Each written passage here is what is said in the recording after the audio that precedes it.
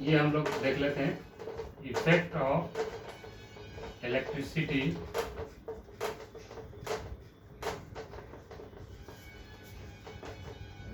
On ionic and covalent compound. ठीक है, effect of electricity on ionic and covalent compound. हम लोग अब बॉन्ड पढ़ लिए, अब ये समझ गए कि कहाँ पे आयनिक बॉन्ड है, कहाँ पे अब हम आयनिक बोले, आयनिक कंपाउंड बोले, जिसमें एक डोनर होता है दूसरा रिसीवर होता है। तो NaCl है ना, MgCl2, ये सब क्या है, आयनिक कंपाउंड है। NaOH, MgOH2, AlCl3, ये सब क्या है, आयनिक कंपाउंड है। और आपको हम अगर कोवैलेंट कंपाउंड बोले तो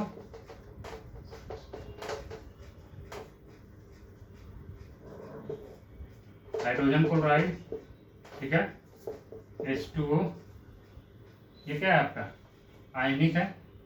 और भी है बहुत सारा, अमोनिया, अमोनिया मॉलिक्यूल भी आयनिक है आपका। और कौन कौन सा होगा आयनिक, CH4, कार्बन का तो बहुत सारा आयनिक है, C2H4, C2H2, इसका तो बहुत सारा कंपाउंड कार्बन का कोवैलेंट कंपाउंड ही होता है। तो ये हम एटसेट्रा आप लिख सकते हैं, ये हमारा क्या आयनिक है। अब देखिए इलेक्ट्रिसिटी कैसे फ्लो करता है। हमने आपको डे 2 में एक चीज बताया था कि जो एटम जो होता है इलेक्ट्रिकली न्यूट्रल होता है। तो हमारे कहने का क्या मतलब है कि इसलिए न्यूट्रल होता है क्योंकि इलेक्ट्रॉन और प्रोटॉन की संख्या बराबर होती है, इसलिए वो न्यूट्रल होता है, इलेक्ट्रिक के प्रति न्यूट्रल होता है। अब यहाँ पे देखिए क्या होता है, जब अब आप कहिए कि ये कैसे इलेक्ट्रिक कंडक्ट करता है अपने अंदर।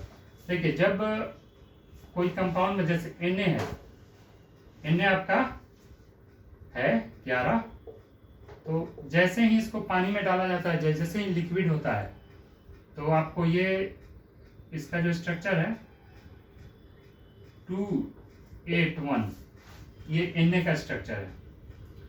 जैसे ही पानी में डाला जाता है तो Na प्लस हो जाता है, तो Na प्लस 28 हो जाता है। एक इलेक्ट्रॉन इसका जो कंपाउंड जिससे अटैच है उसके पास चला जाएगा नेक्स्ट में। तो जैसे कि हम बोले क्लोरीन Cl 70 287, तो एक इलेक्ट्रॉन इसके पास आ जाने की वजह से Cl माइनस हो जाता है, तो 288। ठीक है, अब देखिए इसमें जो इलेक्ट्रॉन है, number of electron Na plus में कितना है, number of electron Na plus में कितना है 10 है, Cl माइनस में कितना है 18 है, लेकिन इसमें प्रोटॉन कितना है, इलेक्ट्रॉन हमारा 10 है, प्रोटॉन कितना है 11 है।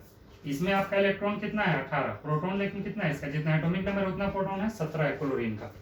तो अब जब ये आयनिक फॉर्म में हो जाता है तो इलेक्ट्रॉन और प्रोटॉन की संख्या बराबर नहीं रहती है, इस वजह से ये आपको इलेक्ट्रिक कंडक्ट करता है। Na आपका इलेक्ट्रिक कंडक्ट नहीं करेगा लेकिन Na प्लस करेगा। Cl आपका इलेक्ट्रिक कंडक्ट नहीं करेगा लेकिन Cl माइनस करेगा।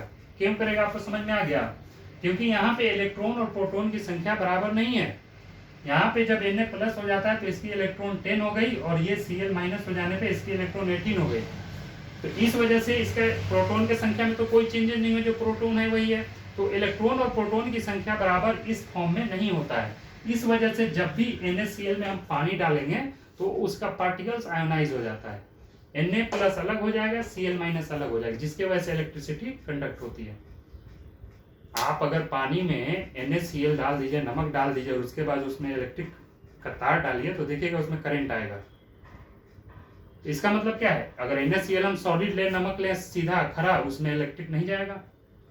लेकिन जब सॉल्यूशन इसका हो जाता है ना लिक्विड फॉर्म या मोल्टेन स्टेज में, आयनिक कंपाउंड में इलेक्ट्रिक कंडक्ट होता है।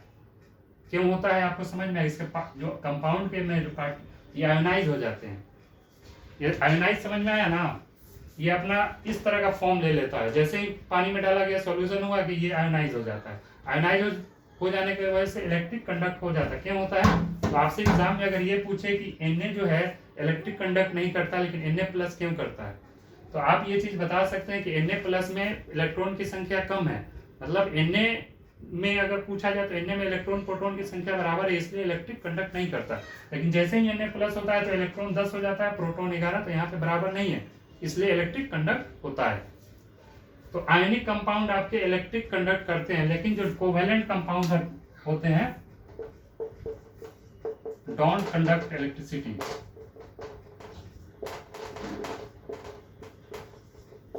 क्यों नहीं होता है यहाँ पे कंडक्ट इलेक्ट्रिसिटी? क्योंकि ये आयोनाइज नहीं होता है। देखिए आयोनिक बॉन्ड में जो होता है आपका एक डोनर होता है और एक रिसीवर होता है। तो ये जो डोनर होता है ये अपना शुरुए से जो है जैसे कि आप मान लीजिए कि आप किसी को कर्ज देते हैं, उधार देते हैं, तो आप थोड़ा सा ऐसे रहिएगा, सीना थोड़ा चढ़ा, जो लिया रहता है वो थोड़ा ऐसे झुक के रहता है। तो इस वजह से ये NaCl जैसे कि डोनेट करता है ना, तो इस वक्त पार्शियल पॉजिटिव चार्ज शुरू में ही आ जाता है, और क्लोरीन में पार्शियल नेगेटिव चार्ज शुरू में ही आ जाता है जैसे ही बनता है, तो इस वजह से इजिली आयोनाइज हो जाता है। लेकिन आपका जो कोवेलेंट कंपाउंड है, कोवेलेंट कंपाउंड में जो कोई भी बॉन्ड बनता है, जैसे कि Cl बोले हम, H का एक इलेक्ट्रॉन, Cl का अपना 7 इलेक्ट्रॉन, ठीक है, ये इसको लेता है और ये इसको देता है। यहाँ पे कोई किसी के ऊपर एहसान नहीं कर रहा है, ये बल्कि आपस में शेयरिंग कर रहे हैं। इसकी जरूरत को ये पूरा कर रहा है और इसकी जरूरत को ये पूरा कर रहा है, ठीक है। इसकी मतलब ये इसको एक ले रहा है और तो एक दे भी रहा है, तो यहाँ पे कोई एहसान वाली बात नहीं है, इस वजह से ये आयोनाइज नहीं होता और ये बहुत स्ट्रॉन्ग बॉन्ड होता है। आपसे पूछे कि सबसे ज्यादा स्ट्रॉन्ग बॉन्ड कौन सा है, तो कोवेलेंट बॉन्ड होता है। कोवेलेंट कंपाउंड के बॉन्ड है सबसे ज्यादा स्ट्रॉन्ग होते हैं, और ये वीक होता है स्ट्रॉन्ग आयनिक कंपाउंड के बॉन्ड। क्लियर है ये चीज? आयनिक कंपाउंड के बॉन्ड वीक होते हैं और कोवेलेंट कंपाउंड के बॉन्ड स्ट्रॉन्ग होते हैं। रीजन क्या है? आयनिक कंपाउंड में चार्ज शुरुए में लग जाता है। आप NaCl जैसे बना, पार्शियल इस पे पॉजिटिव चार्ज है, इस पे एक Mg पे 2 पॉजिटिव चार्ज है, Cl पे 2 निगेटिव का, दो क्लोरीन है तो 2 निगेटिव चार्ज। समझ में आया? यहाँ पे NaOH में भी +1 है, यहाँ पे -1 है, ठीक है, हाइड्रोक्साइड आयन हम बताए होंगे। तो यहाँ पे इस वजह से ये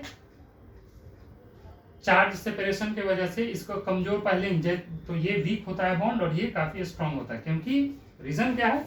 यहाँ पे एक डोनर होता है, एक रिसीवर होता है। जो डोनर होता है वो थोड़ा सा ऐसे रहता है, रिसीवर थोड़ा ये रहता है, लेकिन यहाँ पे सब बराबर है, ठीक है भाई। हम तुम्हारे तुम मेरे ऊपर कोई एहसान नहीं कर रहे हो और हम तुम्हारे ऊपर नहीं कर रहे हैं, दोनों बराबर है। तो कोवेलेंट कंपाउंड जो है इलेक्ट्रिसिटी क्यों नहीं कंडक्ट करता है? क्योंकि वो आयोनाइज ही नहीं होता है।